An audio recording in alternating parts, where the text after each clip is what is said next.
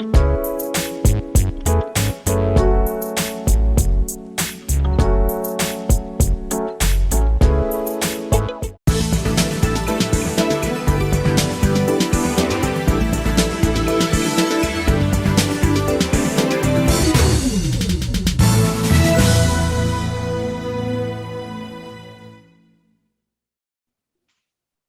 apa kabar Famers dimanapun Anda berada, jumpa kembali di Fame Station. Inilah sebuah kanal perbincangan yang didedikasikan oleh Fakultas Ekonomi dan Manajemen Institut Pertanian Bogor, IPB University, untuk membahas segala hal yang terkait dengan kebangsaan, sosial kemasyarakatan, dan perekonomian di Indonesia. Saya Hardy Hermawan, host Fame Station. Dan Famers, jangan lupa dukung kami terus dengan memberikan subscribe, dengan memberikan komentar, dengan memberikan like, dan menyebarkan setiap tayangan yang kami sajikan di Fame Station. Famers, ini sudah bulan September, sudah 18 bulan kita mengalami pandemi COVID-19, dan salah satu upaya untuk bisa memudahkan pergerakan masyarakat, kemudian juga melakukan pengawasan terhadap aktivitas masyarakat, dan sudah melaksanakan vaksin atau tidak pengawasannya, pemerintah kemudian melansir sebuah aplikasi di telepon seluler, baik itu berbasis Android atau Mac atau iPhone, yang dinamakan Peduli Lindungi. Sudah sejak pertengahan tahun 2020, aplikasi tersebut disosialisasikan. Namun kemudian muncul kritik terhadap pemakaian aplikasi Peduli Lindungi ini. Ada yang menyatakan bahwa itu hanya semata-mata meniru apa yang terjadi di Singapura, lalu kemudian juga secara teknis katanya aplikasi ini tidak terlalu hebat karena katanya sering hang, lalu kemudian dia makan volume baterainya itu luar biasa sehingga sering habis baterai, lalu kadang-kadang juga tidak real time, salah detailnya dan lain sebagainya, loginnya harus berulang-ulang, dan kemudian juga konon ada sebutan bahwa ini tidak aman. Kita akan membahas duduk perkara persoalan ini karena bagaimanapun aplikasi ini sebetulnya berguna sekali untuk upaya kita mengendalikan penyebaran COVID-19 di Indonesia yang sejauh ini tampaknya sudah cukup berhasil. Pada hari ini, pada tanggal 22 September 2021, kasus aktif di Indonesia untuk pertama kalinya sudah berada di bawah 50.000. Ini adalah pencapaian terbaik sejak tanggal 9 September 2020. Jadi sudah lebih dari setahun yang lalu kita berada di bawah level 50.000 kasus aktif. Baru sekarang ini. Nah, salah satunya tentu dengan pemanfaatan aplikasi Peduli Lindungi itu bisa turut membantu. Tapi kemudian kontroversi muncul dan kita akan menyajikan duduk perkara kontroversi Peduli Lindungi. Saya sudah bersama dengan narasumber yang mumpuni untuk membahas ini, ada Profesor Dr. Henry Subiakto, staf ahli Menteri Komunikasi dan Informatika Republik Indonesia. Apa kabar, Prof. Henry? Kabar baik, Mas. Alhamdulillah. Alhamdulillah. Jadi kalau di aplikasi Peduli Lindunginya kita kalau aman hijau ya? Kalau aman hijau itu kalau kita sedang berada di wilayah-wilayah yang memang pada level yang baik ya, level 1 misalnya gitu. Dan kitanya sudah vaksin? Ya, kalau sudah vaksin ya. Tuh, baik. Dan bersama Prof. Subiakto, saya juga sudah bersama dengan Dekan Fakultas Ekonomi dan Manajemen IPB University, Profesor Nunung Nuriartono. Apa kabar, Pak Nunung? Masih mute, Nunung. Alhamdulillah kabar baik. Baik. Sudah download kan? Sudah. Sempat ada sedikit trouble tapi smooth. Sempat ada sedikit trouble tapi smooth. Ya. Nah, sekarang garisnya apa? Warnanya apa di Peduli Lindunginya? Aman? Aman. Baik. Nah, saya ke Prof. Henry dulu. Jadi dasar pemikiran adanya aplikasi ini sebenarnya apa yang menjadi landasan utama dilakukannya itu, lalu kemudian sampai kapan ini kemudian akan terus kita pergunakan? Ya, pertama kan memang ketika kita menghadapi pandemi bersama-sama dengan negara-negara lain, itu kan sebenarnya hampir semua negara itu learning by doing. Kita belajar dan sekaligus juga tidak ada yang negara yang memiliki pengalaman yang semua kan seperti itu. Ya, betul. Ada yang katakanlah mereka membuat kebijakan seperti katakanlah lockdown ya, di beberapa negara lockdown, kita nggak pernah lockdown. ternyata kan juga hasilnya juga Oke kita juga. lihat gitu kan. Artinya ini learning by doing. Nah, termasuk dalam konteks perlunya tracking, tracing, kemudian juga checking itu kan memang diperlukan gitu ya. Nah, itu apa gunanya ada tracking, ada tracing ataupun juga ada orang sudah di testing ya, testing. Kalau tidak ada alat ataupun aplikasi yang bisa membedakan mana orang yang sudah vaksin, mana yang tidak, mana yang sudah tes secara ini negatif dan yang tidak. Nah, kalau pakai kertas kan tidak terkoneksi. Ini kan era digital. Maka disitulah muncul pemikiran bahwa Indonesia harus punya, gitu kan, harus punya. Nah, memang betul awalnya itu kita terinspirasi dengan miliknya Singapura ya, tetapi dikembangkan dengan secara berbeda juga. Di sana katakanlah awalnya itu juga Bluetooth, kita tidak menggunakan Bluetooth kan sekarang ini kan berkembang. Nah, artinya ini memang sesuatu yang sangat dibutuhkan untuk mengurangi dampak dari katakanlah pandemi itu terhadap ekonomi, karena walaupun pandeminya masih, tetapi dengan sebuah teknologi kita memungkinkan orang boleh berkumpul asal ada syarat-syaratnya, kan begitu? Datang ke mall dengan syarat-syaratnya. Nah, syarat-syarat itulah yang kemudian dimasukkan ke dalam aplikasi Peduli Lindungi itu. Ya, tentu saja. Jadi manfaatnya memang sangat clear ya untuk bisa melancarkan, mempermudah upaya tracking dan tracing, lalu kemudian juga pencatatan vaksinasi, dan kemudian juga mengukur kemampuan pencapaian persyaratan dalam mobilitas masyarakat. Betul, betul. Artinya ini memang sangat fungsional ya, tracking, testing, juga tracing.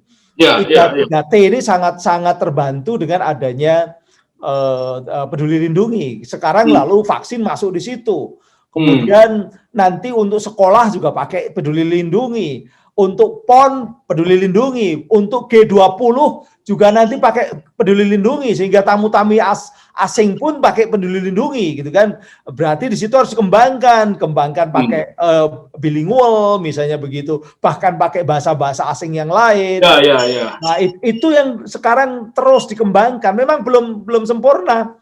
Kemarin ada teman-teman dari disabilitas ya, dari disabilitas yang dari tunanetra misalnya, mereka minta supaya dimudahkan untuk bisa mengakses itu, karena mereka juga ingin masuk mall, ingin ke kantor. Kan sekarang kantor-kantor nanti arahnya juga begitu.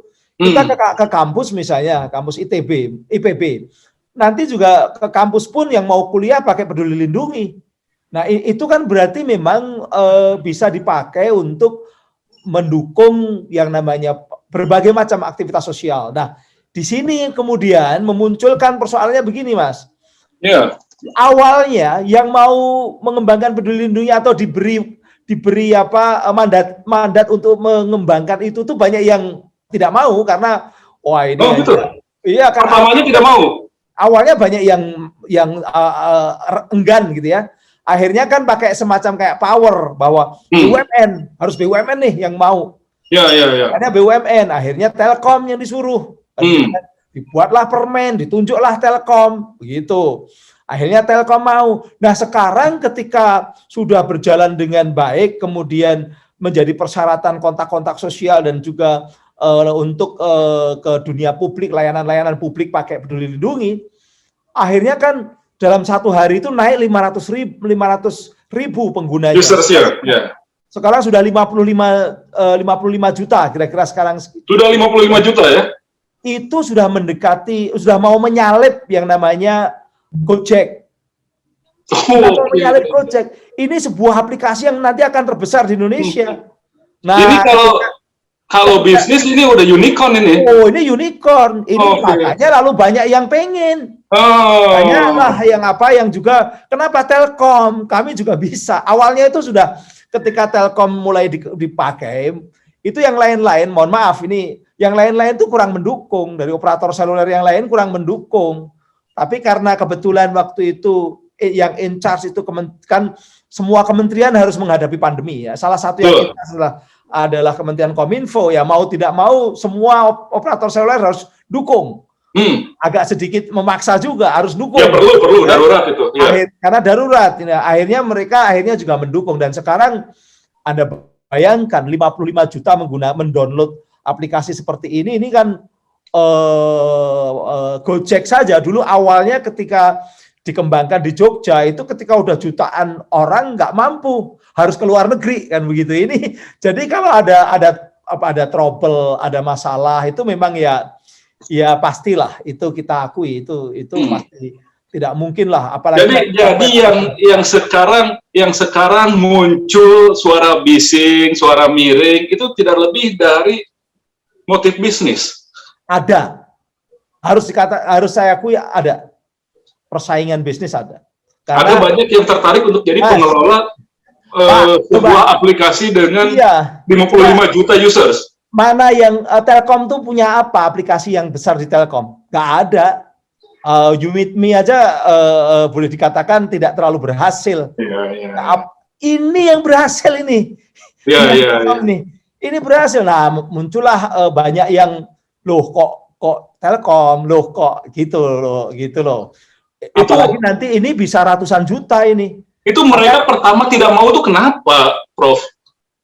Ya mungkin masa ini bakal dipakai semua orang? Ya kan mungkin ya hitung-hitungan lah waktu itu ya, semuanya hitung-hitungan lah.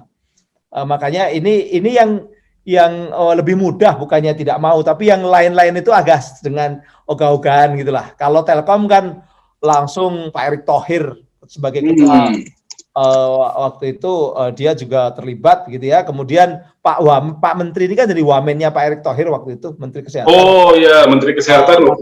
Makanya ini ada sejarahnya semua gitu ya. Dan akhirnya sekarang Peduli Lindungi menjadi sebuah fenomena yang luar biasa di Indonesia. Baik. Nah, karena ada motif ekonominya, motif bisnis, saya akan nanya ekonom kita, Pak Dekan. Prof Nunung, silakan. Apa yang dilihat dengan aplikasi yang tiba-tiba hanya dalam 1 tahun memiliki 55 juta users, dan mungkin ini akan kemana-mana gitu, karena kita nggak tahu pandemi ini kan belum tentu akan segera berakhir juga, dan persyaratan-persyaratan pasca pandemi, new normal, yang akan berbasis pada aplikasi pada akhirnya nanti. Ya, Prof. Nunung. Baik, terima kasih Mas Hadi. Saya mencoba melihat sedikit ke belakang. Tapi ini juga fenomena yang menarik di masyarakat nih, Prof. Henry. Iya. Pertama, ada memang beberapa orang yang tidak mau divaksin, kira-kira kan gitu ya. Tapi begitu vaksin menjadi persyaratan, alasannya sederhana. Saya ada hal yang ada seperti itu. Saya saya mau divaksin tuh karena kalau tidak divaksin saya tidak bisa ke mall, ya kira-kira gitulah. Vaksin, kira-kira gitu ya. Ada kelompok yang seperti itu. Kemudian berikutnya, divaksin nggak cukup kan? Karena tadi kita perlu melihat pergerakan masyarakat. Nah, adanya teknologi itu harus betul-betul bisa kita manfaatkan. Akhirnya apa? Yang terjadi, bagaimana tadi disampaikan Prof. Henry, dengan IoT, digitalisasi, kita kemudian mendorong itu sebagai satu proses screening, penapisan masyarakat untuk beraktivitas, dibuatlah aplikasi. Nah, memang kalau kita lihat ya dari jumlah pengguna yang sekitar 55 juta ya, Prof. Henry ya. Ya, betul. Hari ini kan sesuatu yang luar biasa. Tetapi kembali yang juga harus kita cermati, saya kira nanti pada berikutnya kita akan mendiskusikan. Saya ingat salah satu megatrend itu berkaitan dengan cyber security. Ya, cyber security mau tidak mau pasti nanti juga akan lari ke sana. Nah, kembali sedikit, tentunya ketika kita akan mendorong satu aktivitas ekonomi dengan adanya penapisan-penapisan karena pandemi kita tidak tahu kapan selesainya, maka tentu kita bisa melihat dari satu sisi positifnya, ini tentu akan bermanfaat gitu ya, untuk orang bisa melakukan aktivitas yang berkaitan dengan aktivitas orang lain atau aktivitas ekonomi secara keseluruhan. Nah, tetapi juga perlu kita cermati, tentu nantinya ada juga meskipun sudah divaksin 2 kali, karena device-nya tidak memungkinkan, dia juga tetap bisa untuk beraktivitas sebagaimana yang dipersyaratkan melalui Peduli Lindungi. Nah, jadi multiplier ekonominya ketika orang bisa masuk ke mall. Saya sedikit cerita pengalaman saya, Prof. Hendy. Saya sempat ditolak karena saya tidak berkali-kali nggak bisa download kan. Saya coba aja. Bisa nggak saya masuk hanya menunjukkan kartu vaksin? Nggak bisa, Pak. Bapak harus Peduli Lindungi. Wah, ini saya berapa kali download nggak bisa nih. Hang terus gitu kan. Nah, tapi kayaknya perlu waktu-waktu khusus untuk kemudian kita bisa mengunduh Peduli Lindungi ya. Saya baru beberapa hari download lagi gitu, smooth gitu. Tapi sempat beberapa kali nggak bisa. Nah, tapi begitu kita punya aplikasi itu, kembali kan kita bisa melakukan aktivitas ke tempat-tempat ekonomi, kemudian tempat-tempat wisata. Nah, ini yang tentunya juga harus kita pikirkan. Tetapi yang tadi yang jauh lebih jauh yang lebih harus kita pikirkan tadi konteksnya nanti cyber security gitu ya. Karena ini satu hal yang betul-betul saya kira Prof. Hendy ini di Menkominfo sudah menyiapkan barrier-barriernya supaya tidak terjadi data bocor dan seterusnya, kira-kira kan seperti itu isu yang baik. Saya ini ke Prof. Hendy kalau gitu. Jadi dari awal ini adalah buatan putra kita, putra Indonesia. Betul. Bukan Singapura. Bukan. Jadi Singapura itu hanya ya waktu initially itu hanya idenya saja. Oh, ada di Singapura ada apa ini meniru yang di Singapura. Ada tracing together gitu ya. Tracing together ya. Ya, semacam itu. Lalu teman-teman ini ingin mengembangkan yang lebih lengkap, yang lebih besar dan kemudian juga berbeda. Tapi memang awalnya seperti itu. Karena kan melihat negara-negara tetangga yang ada Singapura. Iya. Kemudian dikembangkanlah seperti itu. Sampai supaya tidak bermasalah di depan itu langsung didaftarkan loh. Saya udah upload di media sosial saya. Saya. Itu ada yang namanya sertifikat. Property right-nya ya? Iya. Kita udah dapat sertifikat hak cipta itu dari Kementerian Hukum dan HAM. Dan artinya secara legal diakui begitu ya, hak cipta teman-teman. Di situ ada, sebenarnya saya bisa kalau ada share screen saya bisa saja ini saya share screen. Di situ ada nama-namanya yang sebagai bisa di-share. Teman-teman produser tolong dibantu kalau Prof. Hendy mau share. Ya, ini saya akan developernya ya, IT developer. Saya akan share screen sebentar. Memang itu menarik sekali. Artinya kita secara hukum sudah jelas ini adalah produk Indonesia karena sudah ada sudah ada sertifikat ya, walaupun itu sertifikat nasional, tapi tidak ada yang menggugat. Singapura juga tidak menggugat sampai setahun ini tidak ada penggugatan. Itu kan ini share screen. Saya lihat, saya tunjukkan. Oke, surat pencatatan ciptaan. Ya, itu dari Menkumham ya. Dan itu sudah setahun ya? Ini sudah hampir setahun. Udah setahun ini. Udah setahun. Ya, waktu itu yang mimpin timnya itu Pak Faisal Jumadi dari Telkom begitu. Tapi ada di sini nama-nama nama-nama yang terlibat ya. Gitu sebagai termasuk penemu-penemunya itu ada di situ. Itu. Jadi kita sudah legal ya. Dan tidak ada katakanlah bantahan ataupun juga keberatan termasuk dari Singapura. Tidak ada. Ini udah 1 tahun. Bahkan sekarang kan memang berbeda. Jadi kalau kita mau mendalami antara tracing together dengan Peduli Lindungi memang berbeda gitu. Apalagi Indonesia ya. Indonesia kan penduduknya pasti harus jauh lebih. Aplikasi yang hanya untuk 5 juta orang kan pasti beda itu. Ya. Sekarang 55 juta orang aja masih kurang ya. Masih kurang itu nanti karena begini, aplikasi ini akhirnya menjadi semacam hak publik, hak warga negara. Kalau saya udah divaksin, saya punya hak dong download aplikasi Lindungi untuk bisa masuk ke mall, bisa pergi ke dan sebagainya. Seperti Pak Dekan tadi kan merasa berhak juga kalau udah divaksin ya berhak bisa mendownload di situ, bisa masuk kemana-mana. Jadi ini juga menarik gitu ya, bukan hanya sekedar karena orang punya kepentingan ke dunia hiburan maupun dunia publik, tapi juga itu merasa bahwa ini saya berhak. Nah, termasuk tadi teman-teman dari disabilitas itu juga merasa kami juga punya hak dong memiliki ini. Makanya harus ada semacam readernya ya, semacam content reader begitu ya untuk teman-teman yang tidak bisa melihat. Ya. Tapi kemudian isu berikutnya adalah soal keamanan data. Bagaimana menjamin ini ya aman?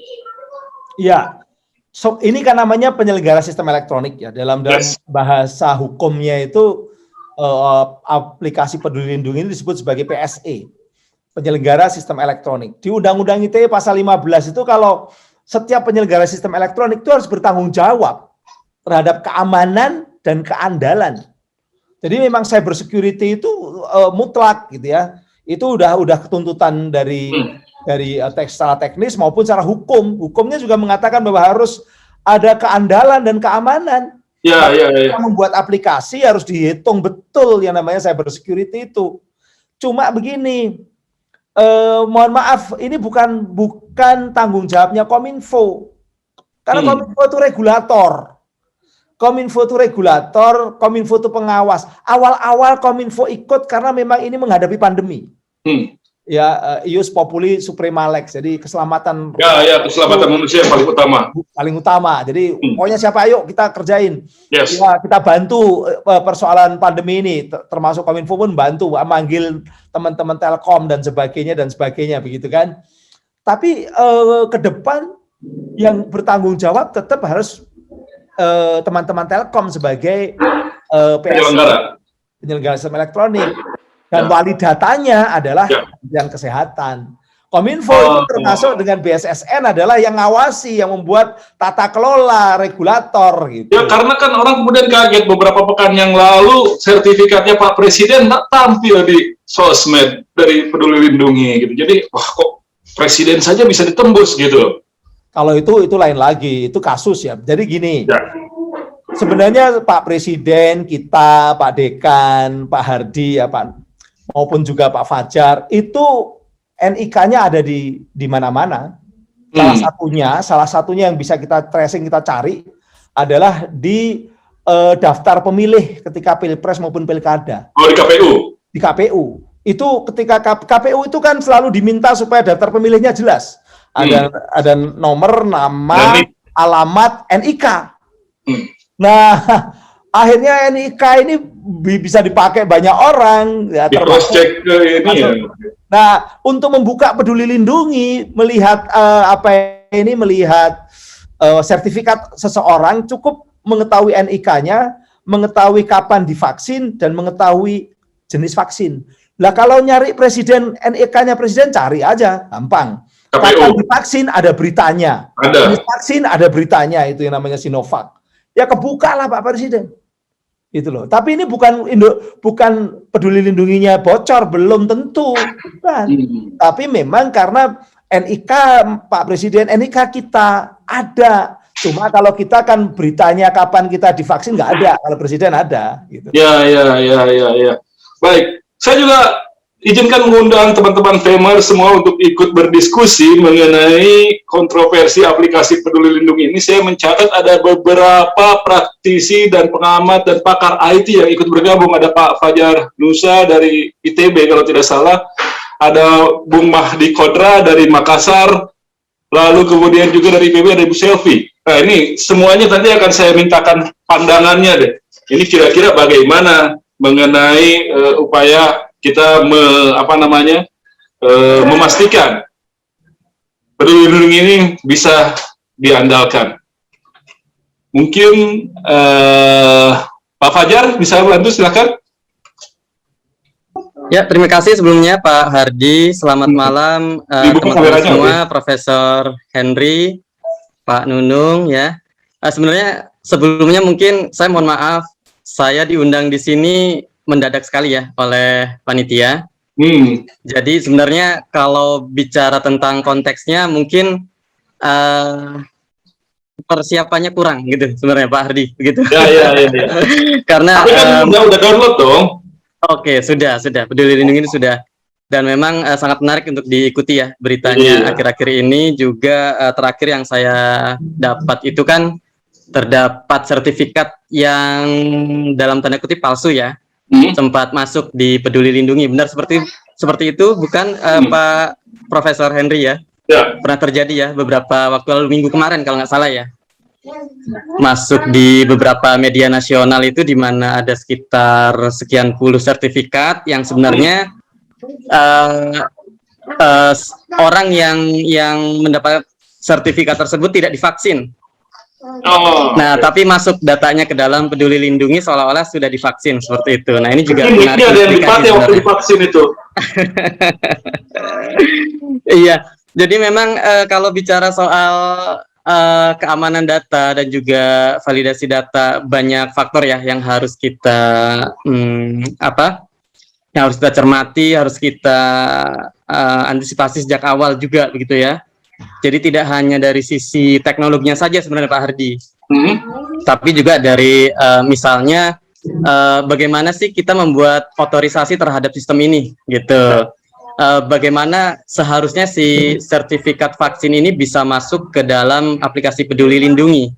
Nah, ini tahap-tahapnya, prosedurnya, SOP-nya seperti apa gitu loh, sampai seharusnya hanya yang benar-benar divaksin saja yang mendapatkan sertifikat dan bisa terupload ke dalam Peduli Lindungi seperti itu. Jadi dalam hal otorisasi dan validasi data juga cukup penting. Gitu mungkin ya kira-kira Pak Hardy yang saya amati beberapa hari terakhir ini gitu. Selama ini Anda lihat bagaimana Mas Fajar? Apa gimana? Selama ini Anda melihatnya bagaimana? Iya, ya sebenarnya hal seperti ini tidak terjadi di Peduli Lindungi saja sih Pak Hardy ya. Di dalam sistem-sistem yang lain juga banyak terjadi, di mana memang kita itu agak kurang antisipasi dalam hal otorisasi penggunaan sistemnya gitu. Itu salah satunya. Kemudian juga dalam hal validasi data juga mungkin kita kurang memperhatikan ya, sehingga terjadilah hal-hal seperti itu gitu. Jadi di mana mungkin salah satunya case-nya ada hacker bisa membobol data gitu ya, ada juga data palsu bisa masuk dan sebagainya. Jadi memang banyak faktor. Selain dari hal security secara sistemnya sendiri, kita tentunya harus selalu memperhatikan ya hal-hal misalnya dari sisi security kita bisa mencoba mendapatkan ISO gitu, ISO terkait dengan security gitu ya, sehingga nanti ada pihak auditor data dan security untuk mengaudit aplikasi kita. Nah, tapi juga selain dari sisi sistemnya sendiri itu tadi Pak, dari sisi otorisasi prosedurnya seperti apa, kemudian juga dari validasi datanya itu terkadang kita masih lengah di situ. Otorisasi, validasi dan prosedur sistem datanya yang masih lengah. Betul. Antisipasinya bagaimana mestinya? Antisipasinya sebenarnya mungkin dari awal ya, dari awal itu kita harus mendefinisikan atau menganalisa bisnis proses si sistem ini tuh dengan lebih lebih teliti begitu ya, dengan lebih memperhatikan skenario-skenario yang memungkinkan seperti apa gitu ya. Nah, sehingga ketika dipublikasikan itu sudah bisa mengcover skenario-skenario yang mungkin sebelumnya tidak terantisipasi begitu Pak Hardy. Baik. Terima kasih Mas Fajar. Nah, ini bagaimana Pak Henry? Apakah hal-hal semacam itu memang juga sudah diantisipasi ya? Dari mulai validasi, otorisasi, lalu kemudian juga prosedur yang ketat dalam upaya memastikan keamanan data 55 juta orang ini, atau bahkan nanti lebih ya? Ya, pada awalnya ketika Peduli Lindungi ini masih hanya dipakai untuk tracing dan tracking, kemudian testing katakanlah begitu ya, kemudian misalnya tadi melihat daerah mana yang hijau, dari mana yang merah, begitu itu kan sangat terkait dengan masing-masing penggunaan masing-masing.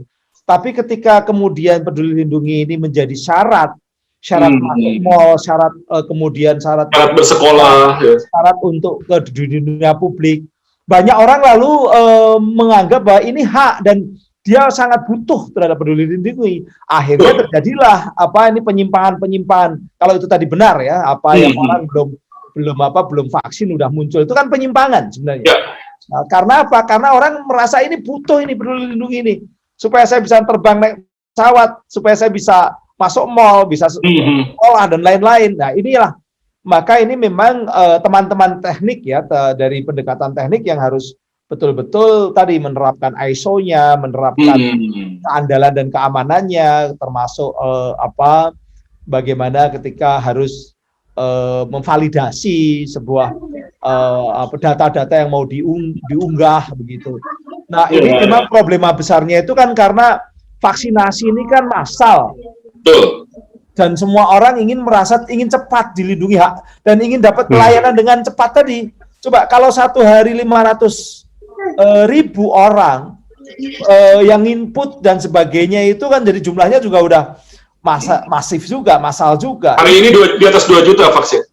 Iya, hari ini 2 juta lebih vaksin. Di atas 2 juta ya. Itu jadi masalah kan, karena harus juga mereka punya hak untuk masuk di Peduli Lindungi. Kalau mereka terlambat nanti marah-marah juga. Iya. Harus cepat dapat warna hijau. Komplain juga karena merasa punya hak gitu. Nah, itulah kemudian lalu menjadi ya besar kemungkinan ada semacam human error, kemudian juga ya persoalan-persoalan manusiawi di Indonesia kan seperti itu. Ya. Baik, saya kembali mengundang, silakan kalau ada yang ingin memberikan komentar, raise your hand atau tuliskan di chat room, tapi sementara ini saya akan ke Prof. Nunung dulu. Kalau demikian, ini jadi statusnya apa peduli lindungi ini? Public goods kah, Prof? Atau tetap apa? Private, barang private atau barang public nih kalau udah begini? Nah, kalau datanya kan berarti private ya. Datanya private. Ya, masuk itu kan private. Tapi fasilitas yang disediakan negara itu kan bisa diakses secara publik. Ya. Nah, jadi data-datanya tetap private, device atau aktivitas peduli lindunginya, toolsnya itu menjadi barang publik, terus orang bisa mengakses. Tetapi kan salah satu tadi kalau balik lagi ke teori sedikit, ciri barang publik itu ada externality. Ya. Nah, externality-nya ini kan harus diminimalkan. Kejadian externality-nya harus bisa kita minimalkan. Gitu. Kalau dalam kasus aplikasi ini kira-kira apa saja externalities? Nah, yang bahaya tadi externality penumpang gelap tanda kutip, orang belum vaksin masuk. Itu kan konteks bagaimana penumpang gelap masuk untuk memanfaatkan peduli lindungi yang sifatnya publik, gitu ya, karena bisa diunduh. Ya kan, pinter-pinter saja ya. Prof. Henry, kadang kan orang bermaksud tidak baik itu pasti ada gitu. Oh iya. Ada orang yang betul-betul takut dengan vaksin tapi butuh peduli lindungi. Kasusnya kebanyakan seperti itu memang, Prof. Saya yang betul-betul tidak mau divaksin tapi butuh peduli lindungi. Gimana caranya gitu? Iya, kasusnya memang kebanyakan seperti itu sih. Awalnya penumpang gelap yang masuk gitu kan. Iya. Masuk ke dalam satu sistem publik gitu. Nah, oleh karenanya tadi kembali bagaimana sistem ini bisa men-screening lagi gitu kan ya. Men-screening penumpang-penumpang gelap. Belum lagi nanti kalau misalnya dimanfaatkan untuk hal-hal yang lain.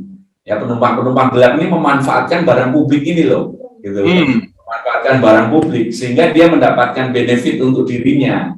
Nah, ini yang tentunya menjadi salah satu ciri public goods seperti itu. Dan juga kalau bisa saja akhirnya karena kemudian data privacy saya ada di situ, ya, koneksi secara publik, akhirnya saya terganggu juga privacy saya. Nah, kan kira-kira gitu. Bisa saja kan karena tadi data saya diumbar misalnya ya, terbuka dan seterusnya. Nah, berarti sistem tadi mungkin teman-teman IT ini yang lebih memahami bisa melakukan penapisan itu. Oh ya. Baik.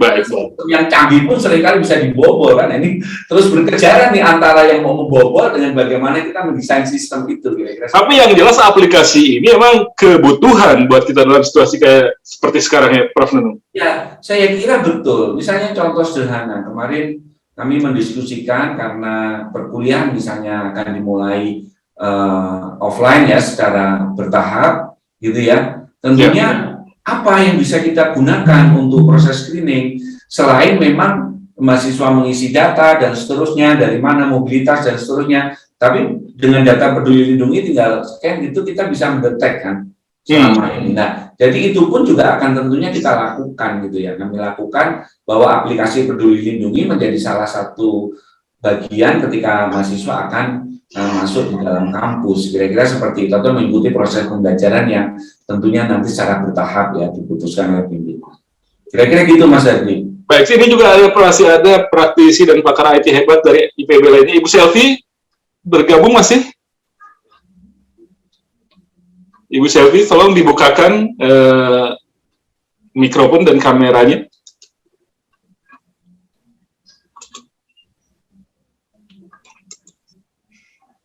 Oke, atau saya ingin tanggapan Mahdi Kadra.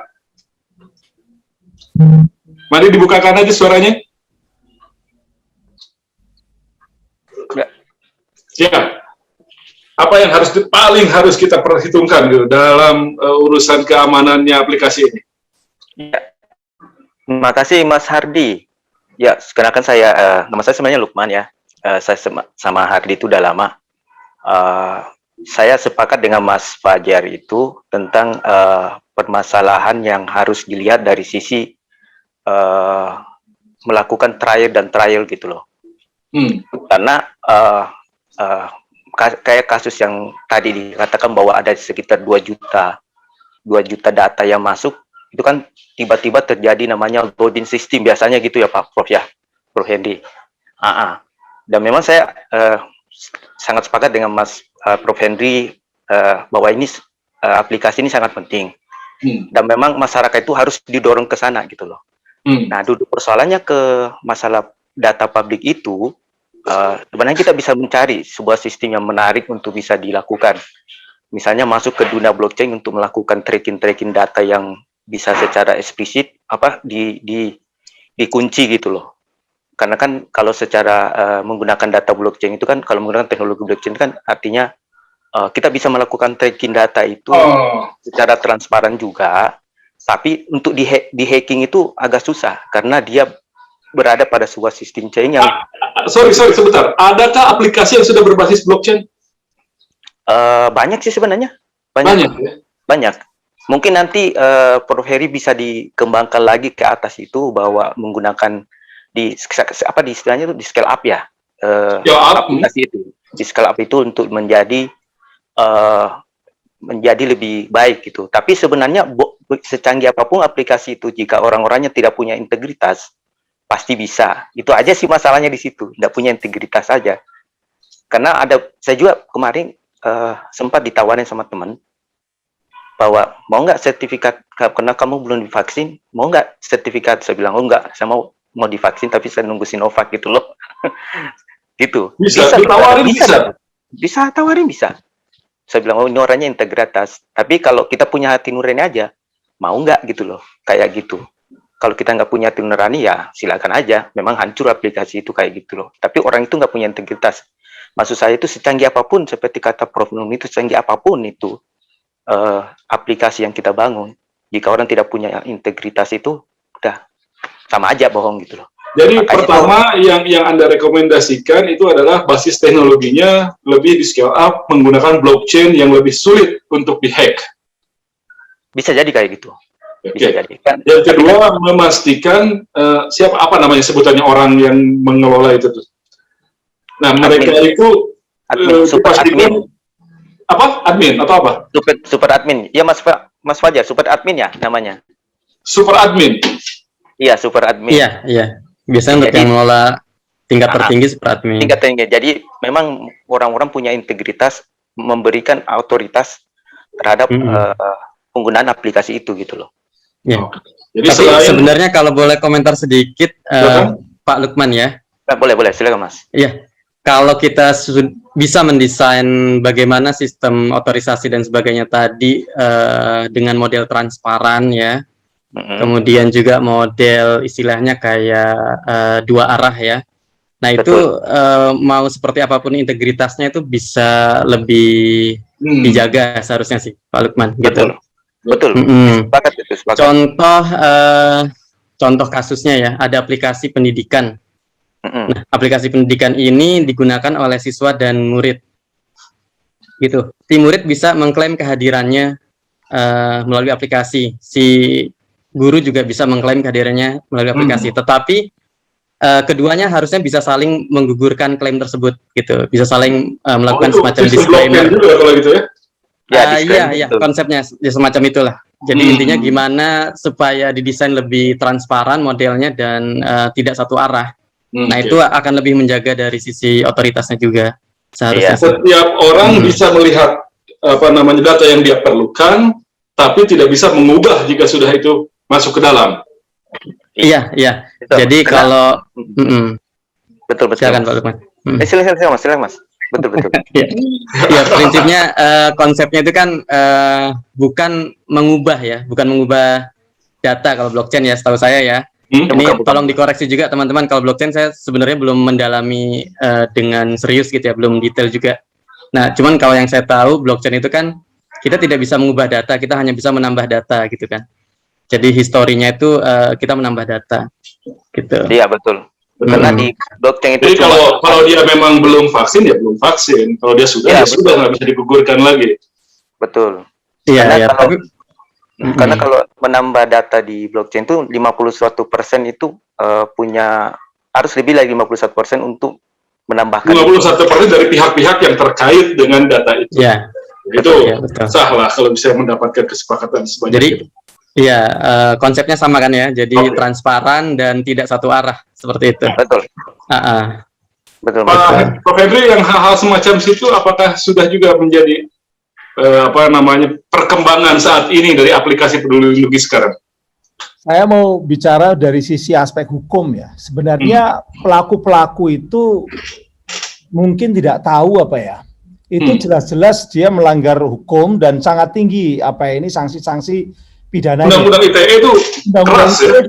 Sudah ada begitu ya. Jadi kalau orang masuk ke sebuah sistem milik pihak lain, orang lain tanpa hak, dia bukan petugasnya atau petugas tetapi di luar kewenangan, itu sudah bisa pertama masuk saja itu. Ini saya mau share juga ini sedikit ya. Silakan Bro. Supaya teman-teman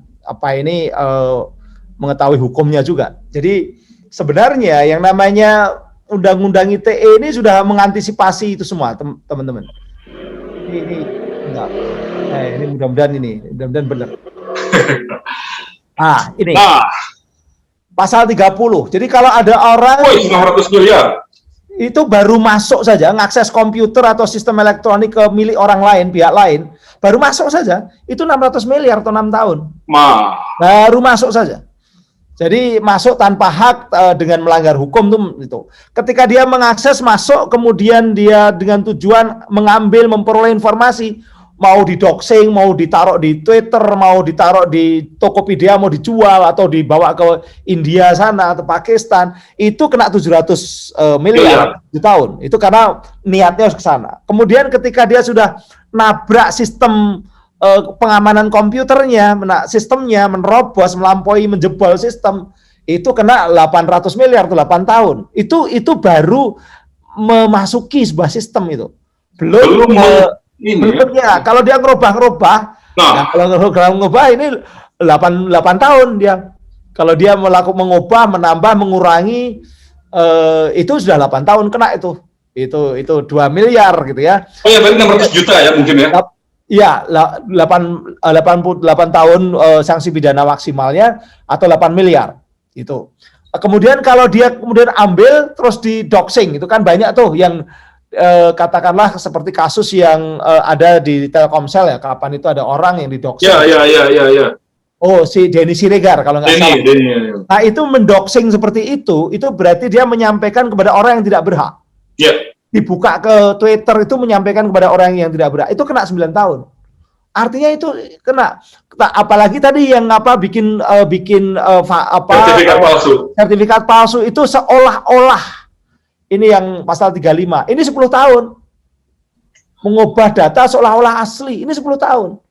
Cuma persoalannya adalah penegakan hukum. Kemudian dicari itu pelaku-pelakunya. Ini tadi karena teman saya curiga dia juga seperti itu, saya tanya, kamu dapat dari mana? Saya kejar ini, saya WA. Karena dia termasuk orang yang saya dorong-dorong untuk vaksin nggak pernah mau, kok tiba-tiba dia muncul di Peduli Lindungi punya sertifikat, saya curigai. itu contoh itu. Nah itu kalau seperti itu, pelakunya yang membuat seolah-olah asli, dia membohongi sistem. Jadi yang dibohongi itu seolah-olah asli itu bukan hanya manusia atau masyarakat, tapi sistem itu dibohongi seolah-olah asli, itu juga udah kena 10 tahun. 10 miliar. Nah, itu yang harus terusnya dikemukakan ya. Iya. Dan membuat penegak hukum juga benar gitu. Tidak benar kalau sebelum ada undang-undang perlindungan data pribadi, pelaku-pelaku seperti itu tuh bebas, tidak. Ini sudah ada di undang-undang ITE. Sudah ada sejak tahun 2008. Ya, betul. Selama ini yang menjadi argumen, kemudian juga menjadi sorotan adalah undang-undang perlindungan data pribadi yang berlarut-larut di DPR, belum selesai-selesai, sehingga membuat ini tidak seolah-olah ya keamanan data ini. Ini perlu disosialisasikan. Jadi sebenarnya pelaku-pelakunya itu sudah bisa dipidana ini. Dengan denda dan hukuman penjara sampai 8 tahun, 9 tahun, bahkan sampai ada yang 10 tahun. Di Indonesia sebenarnya kan sudah mulai ada kan penegakan hukum yang terkait dengan hal-hal semacam ini ya, Prof. Nah, nanti untuk Peduli Lindungi kalau kita harus bersihkan dari pelaku-pelaku seperti itu yang tadi mengganggu sistem, mengganggu fungsinya, juga mengganggu reputasi dan kepercayaan kepada aplikasi, bahkan juga pada negara, itu harus dilakukan ini. Ini harus dilakukan.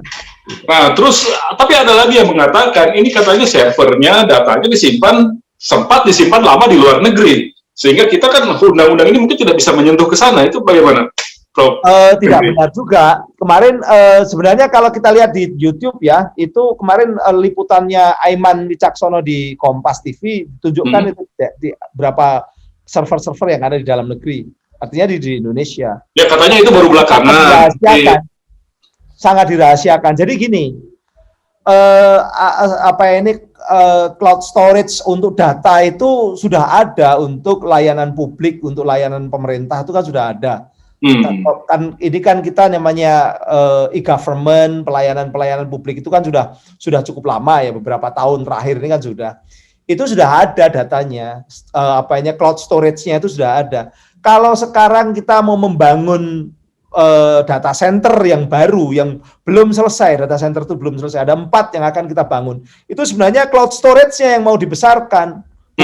Itu ya karena yang dibangun itu yang fisiknya. Kita akan bangun di Kalimantan Timur, kemudian akan membangun termasuk di Cikarang sini, ya, termasuk kemudian itu adalah gedungnya ya. Itu fisiknya sekaligus cloud storage-nya yang diperbesar. Tapi cloud storage untuk sekarang itu sudah ada, tapi nggak memenuhi, belum mencukupi karena kebutuhannya sangat. Di Twitter kan kemudian dikembangkan seolah-olah sampai awal September itu tersimpannya di Singapura, baru belakangan dipindahkan ke sini gitu. Jadi sempatlah gitu. Twitter itu false truth, kebenaran semua itu banyak yang false truth itu. Dan banyak yang orang-orang seperti itu ya tadi yang punya kepentingan disuruh bicara seperti itu. Kaitan dengan memiliki itu tadi ya, motif bisnis di awal.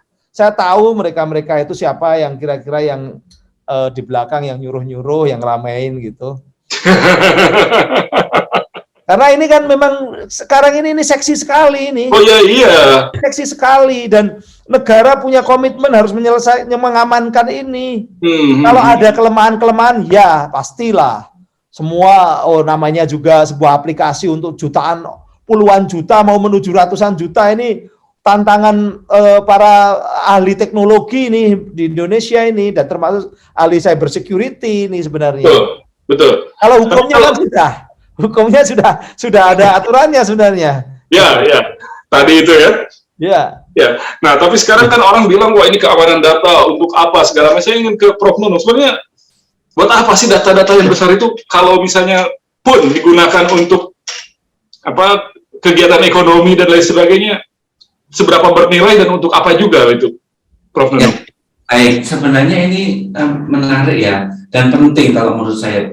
Ini kan eranya big data, ketika kita bisa melakukan pemantauan aktivitas orang, itu paling tidak kita bisa melihat polanya. Misalnya, ini polanya kalau ke mall kemana aja sih, kan bisa di-tracking gitu dari situ kan. Iya. Nah, itu kan bisa salah satu aktivitas yang kemudian bisa digunakan untuk memolakan behavior kita gitu ya. Jadi behavior orang Indonesia itu seperti apa? Behavior di kota, daerah tertentu. Nah, ini akan menarik juga untuk konteks yang lebih luas. Ini bisa menjadi bagian dari apa ya, kita kala kebijakan-kebijakan lainnya yang dari pemerintah untuk mendorong aktivitas masyarakat. Nah, jadi itu satu manfaat. Ya. Yang kedua yang saya juga ingin sampaikan, Mas Hardi, karena sistem ini kan bekerja tiap hari. Jadi memang 24 jam lah kira-kira kan. 24 jam sistem ini berjalan. Oleh karenanya iyalah. Iya, harus betul-betul dijaga, harus betul-betul dijamin berfungsi. Ya kan, berarti kekuatan kapasitas tadi ya, kalau Prof. kan cloud storage-nya kira-kira seperti apa. Nah, itu kan harus kita memberikan satu informasi, sistem ini aman. Satu, sistem ini berfungsi 24 jam, sehingga ketika masyarakat misalnya mau ke mall atau ke tempat-tempat yang harus menggunakan Peduli Lindungi, tiba-tiba nggak bisa, malah ada kebutuhan mendesak. Nah, ya betul. Jadi Peduli Lindungi itu sekali dia diluncurkan, maka dia 24 jam, 7 hari dalam seminggu, dan sampai batas waktu yang tidak ditentukan. Ya. Baik, kita ada Dr. Iman Sugema melambaikan tangan. Silakan, Pak Iman. Terima kasih. Prof. Henry, ya jadi begini ya, kalau saya melihatnya ini dari sudut pandang ekonomi ya, kita para pelaku ekonomi ini sangat membutuhkan sebuah aplikasi seperti Peduli Lindungi, ya enggak? Karena apapun ya purpose-nya dalam aktivitas ekonomi, ya, kita perlu tahu dengan siapa kita kita berbicara, bergaul, ya kan, dengan status kesehatan seperti apa, ya kan. Jadi ini buat teman-teman bisnis nih sangat sangat esensial. Bukan hanya hak lagi ini Pak, tetapi dalam situasi pandemi seperti ini kebutuhan dasar ya? menjadi kebutuhan dasar. Nah, saya melihatnya inisiatif seperti ini kan tadinya memang tidak punya nilai, dengan Pak, tidak punya nilai loh, ya, dan tidak ada memang teman-teman yang punya antisipasi sejauh sampai sekarang. Dipikir itu cuman pekerjaan istilahnya PSO, Public Service Obligation, ya kan? Ya, tetapi kan semuanya punya dimensi yang kemudian, ya namanya juga teknologi informasi ya kan Pak, itu punya dimensi yang beyond our imagination. Contohnya aja gini lah Pak ya, kalau saya bicara mengenai untuk dunia kesehatan aja ya, kan kita sangat kesulitan sekarang ini untuk mengumpulkan data-data health record ya, jadi data-data mengenai medical record dari peserta BPJS dan lain-lain ya kan Pak. Nah, kalau orang sudah terbiasa pakai aplikasi seperti Peduli Lindungi ini, kemudian bisa saja kemudian Peduli Lindungi itu memperluas basis servisnya Pak. Itu bukan main loh, nanti kita bisa memanage ya seluruh masyarakat Indonesia hanya dengan satu aplikasi untuk di bidang kesehatan saja, udah luar biasa. Luar biasa kesananya ya. Dan ini bisnis yang besar sebetulnya, bisnis yang besar. Nah, saya memang agak curiga terhadap teman-teman yang skeptik ya mengenai masalah data security dan lain-lain. Come on, kalau kita bicara mengenai mobility ya kan, sebetulnya yang perlu Anda protes itu ke Google, ke Facebook. Anda kan secara voluntary memberikan data itu dan tidak ada komitmen apa-apa. Ya enggak? Terus emang data Google Mobility dan lain-lain itu dari mana? Dari kita juga. Ya dari tracking yang dilakukan oleh mereka secara ilegal. Ya enggak? Nah, itulah sebetulnya isu yang terbesar. Jadi kalau ingin membandingkan, ya bandingkanlah dengan apa yang terjadi. Kita seolah-olah tanpa kita sadari menyerahkan data kita sendiri, kan kira-kira begitu. Ini untuk kepentingan Anda sendiri, kok ini banyak yang skeptis. Skeptis dan malah diributkan secara tidak proporsional kalau menurut saya. Terima kasih, Pak. Terima kasih. Komentari sedikit ya. Iya. Jadi data itu ada dua yang utama, data kependudukan atau data pribadi yang sifatnya umum, biasanya data kependudukan misalnya seperti nama, alamat, nomor telepon, NIK dan sebagainya, sampai hal-hal yang melekat pada data pribadi kita tapi statis, lebih banyak statis.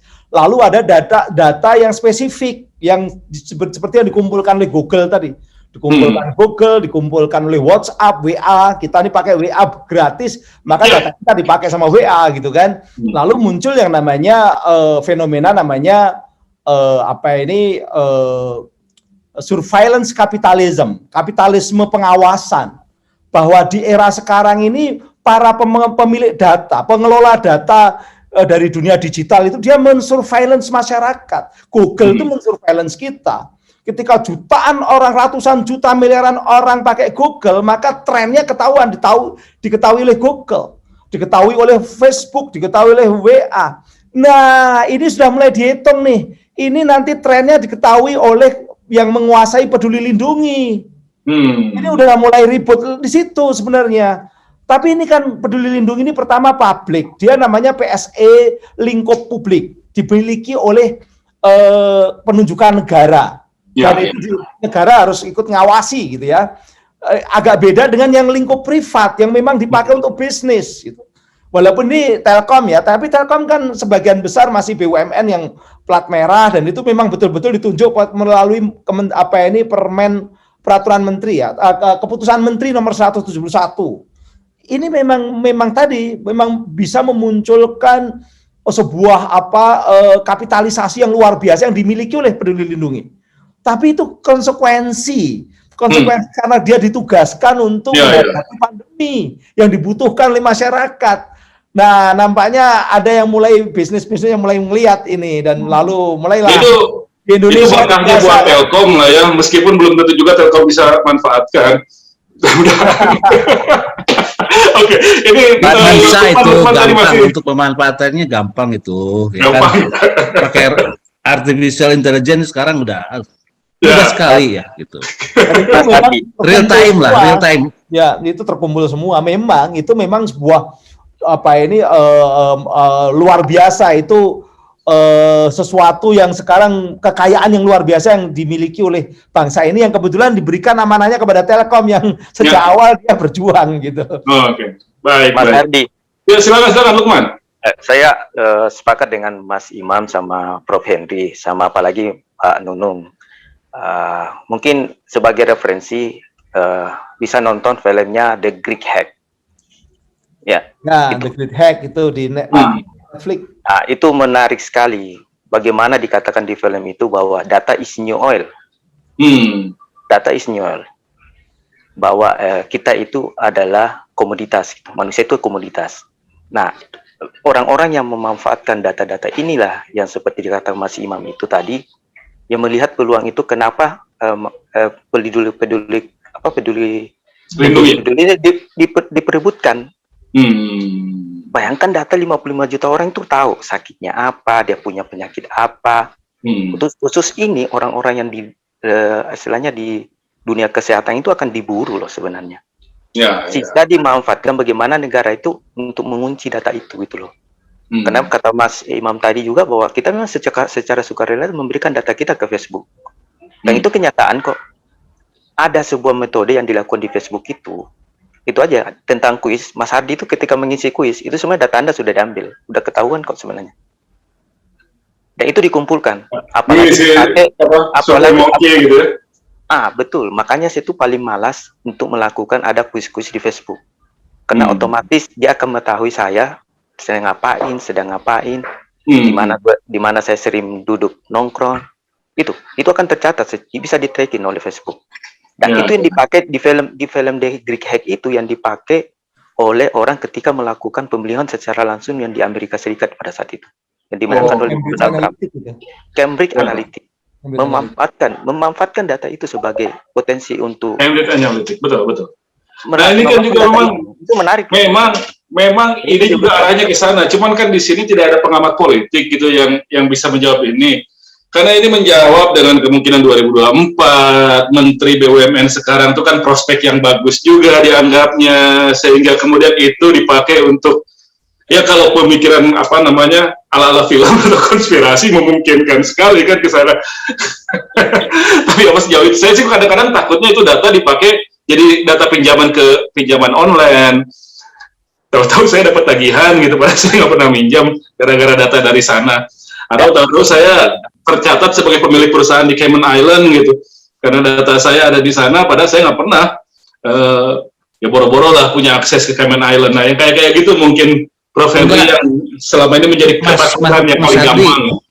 Mas Ardi, kalau untuk data yang gitu-gitu, ya nggak usah susah-susah ke Peduli Lindungi, ya kan? Ke KPU aja ya beres ya. Iya kan, ke KPU, ke yang nyimpen data ke mana, ke Diduk Capil, ya kan, yang cemen-cemen aja lah, ya, betul, gampang Mas, sekali itu.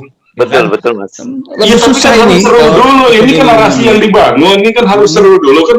Prof. Henry ini terus. Kita lihat Pak Jokowi itu orang yang kelihatannya kalem tapi penuh perhitungan. Makanya yang diberi kewenangan untuk ngurusi persoalan COVID ini adalah orang yang tidak bisa jadi presiden. Itu Opung Luhut Panjaitan. Dia jenderal yang bisa bekerja keras, tegas, tapi nggak mungkin jadi presiden. Sudah bukan orang Jawa, itu catatan-catatan yang tidak coba kalau diberikan kepada yang lain. Iya, jadi panggung ya. Iya, makanya semua ada hitung-hitungannya semua. Kalau ini ke politik, ini ngomong politik. Tapi Wapres mah masih bisa dong. Kalau Wapres masih bisa, kalau Wapres. Iya. Masih bisa. Secara teori masih bisa kalau Wapres. Baik. Jadi ke depannya ini kira-kira akan seperti apa? Nanti saya akan bacakan dulu, ada pertanyaan nih. Ada pertanyaan. Di luar masalah teknis, ini hampir sama. Dari Mas Andi, Kang Andi, Gunardi Jedawinata dari Faperta Unpad. Apakah ada solusi untuk orang yang tidak memiliki akses ke aplikasi itu, seperti orang tua yang gaptek atau dari kelas sosial tertentu? Lalu kemudian dari Ibu Lailan Syahrina Hasibuan, apa yang bisa dilakukan masyarakat yang khawatir akan kebocoran data pada aplikasi Peduli Lindungi? Nah ini, mungkin Prof. Henry bisa menjawab. Yang pertama, kalau masyarakat cemas, yang kedua kalau nggak bisa pakai. Kalau kebocoran data tadi kan sebenarnya kan perangkat hukumnya sudah lengkap ya. Ya, laporkan saja ya. Laporkan saja. Termasuk sebenarnya penggunaan secara tidak sesuai dengan persetujuan. Jadi dalam Undang-Undang ITE di pasal 26 itu disebutkan bahwa setiap penggunaan data elektronik yang terkait dengan data pribadi itu harus konsen, persetujuan dari pemilik data pribadi. Ya. Jadi kalau ada aplikasi atau apapun ya yang dia menyalahgunakan data pribadi yang dia kumpulkan, dia kelola tidak sesuai dengan persetujuan, itu berarti melanggar undang-undang. Biarpun istrinya, suaminya gitu ya. Iya. Termasuk gitu kan. Ini kan dipakai Peduli Lindungi yang dipakai untuk tracking, tracing dan testing kan, untuk kemudian pemanfaatan masuk ke tempat-tempat umum. Tapi kalau kemudian nanti dipakai untuk hal-hal di luar itu harus minta izin kepada pemilik data. Di Kominfo ada ini nggak, channel hotline pelaporan kalau ada yang begitu-begitu, ada semacam kerugian orang dari akibat ITE. Kalau aduan konten sudah ada yang untuk konten hoax itu ya. Hak seperti ini belum. Tapi kalau kalau itu mestinya dilaporkan kepada cybercrime. Kalau pidana ke cybercrime, ke teman-teman Bareskrim. Kalau di Polda itu namanya Krimsus. Krimsus, betul. Ya cybercrime itu kalau di Ya, cybercrime itu. Ya. Nah itu ada yang kalau tidak bisa secara kondisi gimana ini? Saya di Bekasi ini sekarang minimarket harus pakai itu juga soalnya. Nah, sebenarnya kalau memang seperti itu, sebenarnya masih ada ya menggunakan manual, menggunakan katakanlah print-printan dari Print kartunya ya, print sertifikatnya. Sertifikatnya dengan ada semacam validasi, kayak kalau kita kan dulu kalau ijazah kan juga ada legalisasi, ada validasinya itu ya seperti itu sebenarnya. Oke, berarti di print balikinnya bawa ke puskesmas gitu ya untuk jadi ada sesuai dengan orangnya, kebenaran keasliannya begitu. Dan itu harus ada mekanisme di daerah masing-masing itu membuat semacam itu supaya perda-perdanya. Iya, kalau masih banyak orang yang gaptek, masyarakat yang belum tidak punya HP, bagaimana? Jangan lalu dibebankan rakyat itu harus beli HP. Kan betul. Ini Kang Andi ini mewakili teman-teman segenerasinya ini. Ya, Prof. Nunung, apa lagi yang bisa dikembangkan dengan adanya aplikasi ini? Berarti kan ini potensi besar dari yang tadinya diniatkan untuk public service obligation, tapi kemudian ternyata punya potensi bisnis yang besar, orang-orang jadi tertarik. Nah, takutnya yang perebutan begini jadi kontraproduktif, padahal ini kan tugasnya masih cukup banyak, meskipun potensinya juga besar. Ya, saya melihatnya ini, sebelum ke sana, tadi menarik ya yang disampaikan oleh Pak Henry kaitannya dengan Undang-Undang ITE. Karena ini kan sebenarnya Peduli Lindungi bisa juga menjadi bagian dari kita mensosialisasikan Undang-Undang ITE. Kenapa tidak dicantumkan pasal-pasal tadi, Prof. Henry, masuk yang penting, kan orang jadi tahu nih, orang jadi tahu, ini kita misalnya jadi, pasal sekian, kalau data saya dibeginikan, doxing dan seterusnya, saya bisa melaporkan, saya bisa ini. Nah itu sekaligus bagian dari sosialisasi undang-undang saya kira. Ini sangat menarik. Iya. Jadi di halaman awal Peduli Lindungi itu tiba-tiba keluar, hati-hati. Betul. Anda bisa penjara 7 tahun atau denda sekian miliar jika begini. Sudah, berani begini, dendanya ini. Wah, langsung begitu ya.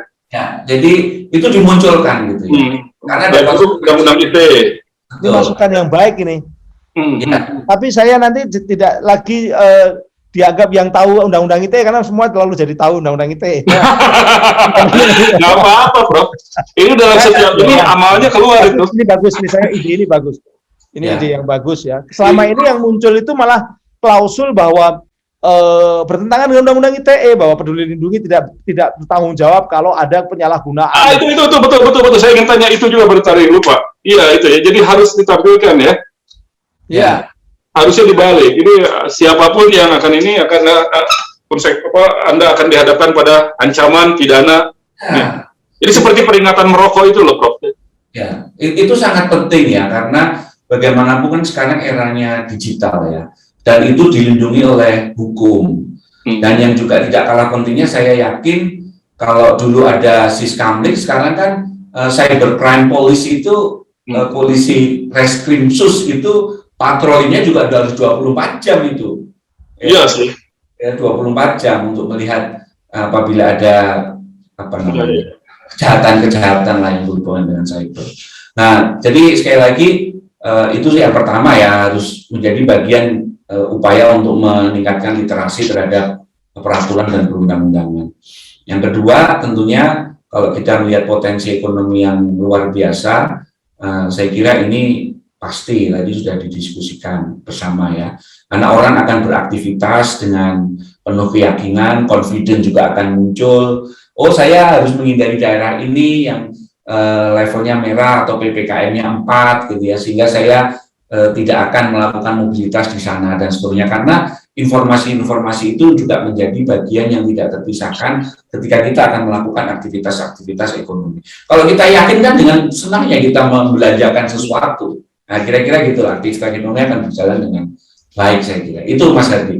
Baik. Terima kasih Prof. Nunung, terima kasih Prof. Henry. Yang jelas ini Peduli Lindungi adalah sebuah ikhtiar yang bisa sangat bermanfaat, tidak hanya dalam mengawal atau menolong atau membantu Indonesia melewati masa pandemi, tapi juga mungkin pasca pandemi dan ketika memasuki new normal, maka Indonesia juga akan semakin lebih terbiasa dengan kehidupan digital. Dan tapi jangan juga melupakan bahwa data yang terkumpul di sana memang menjadi daya tarik yang luar biasa kepada sejumlah kalangan bisnis. Film The Great Hope yang tentang Facebook dan Cambridge Analytica itu kan memberikan pelajaran. Itu Mark Zuckerberg langsung ya yang menjadi bintangnya di sana. Berikan kita pelajaran bagaimana pengolahan data itu kadang-kadang juga bisa memanipulasi pemikiran orang dalam soal pilihan politiknya. Itu mungkin bisa menjadi pertimbangan kita. Tapi ya, di luar itu semua, kita tetap harus menjaga tegak protokol kesehatan kita, vaksin kita, supaya memang secara kesehatan kita bisa mengatasi pandemi ini bersama-sama. Mas Fajar, boleh 1 menit Mas Fajar? 1 menit? Masih mute Mas. Masih mute, 1 menit aja Mas. Oke, sorry. Ya, terima kasih Pak Hardi. Mungkin menambahkan sedikit aja dari Pak Iman dan Pak Henry tentang surveillance kapitalisme itu saya setuju banget gitu ya. Nah, cuman mungkin sedikit yang pertama gini, mungkin kita sepakati bersama bahwa sebenarnya apa yang kita bahas di sini kan tujuannya adalah untuk improvement ya. Jadi ya kita memang membahas dari hal-hal security data segala macam tadi itu bukan untuk menjatuhkan Peduli Lindungi, justru sebaliknya. Nah, di mana nih ada celah-celah Peduli Lindungi supaya kita bisa improve lagi. Karena apa? Kalau saya melihatnya ada 2 faktor setidaknya, Pak Hardi dan teman-teman yang lain ya. Yang pertama, untuk sektor kritikal seperti kesehatan, itu yang namanya kredibilitas itu sangat diperhatikan. Gitu ya, Pak Hardi ya. Nah, jadi ketika kita mau menjadikan peduli lindungi ini sebagai paspor kesehatan gitu istilahnya, nah kita makanya harus sangat memperhatikan dari sisi kredibilitasnya seperti itu.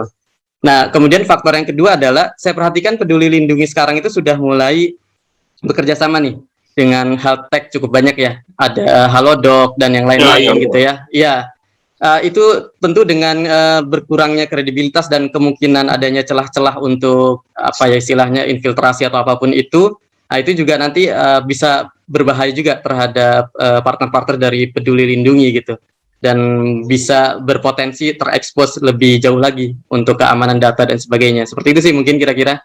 Jadi harapannya dengan apa yang kita bahas ini, Peduli Lindungi bisa lebih baik lagi ke depan gitu sih Pak Hardi dan teman-teman, bukan dalam artian sebaliknya ya, untuk bisa lebih baik, bisa lebih aman, dan bisa lebih hati-hati dalam menjalin kerjasama dan lain sebagainya. Jangan sampai kemudian itu membuka celah untuk risiko yang lebih tinggi. Iya, betul. Terima kasih Pak Hardi, teman-teman. Terima kasih Mas Fajar, terima kasih Mas Lukman, Kang Iman juga, Kang Andi, Bu Lela, terima kasih atas masukannya, terutama juga kepada Prof. Henry Subiakto, staf ahli Menteri Komunikasi dan Informatika Republik Indonesia, Prof. Nunung Nuriartono, Dekan Fakultas Ekonomi dan Manajemen IPB University. Mudah-mudahan bermanfaat. Dukung kami terus dengan memberikan subscribe, memberikan like, memberikan komentar, dan menyebarkan semua tayangan yang kami sajikan di Fem Station. Akhir kata, saya Hardi Hermawan pamit. Sampai jumpa.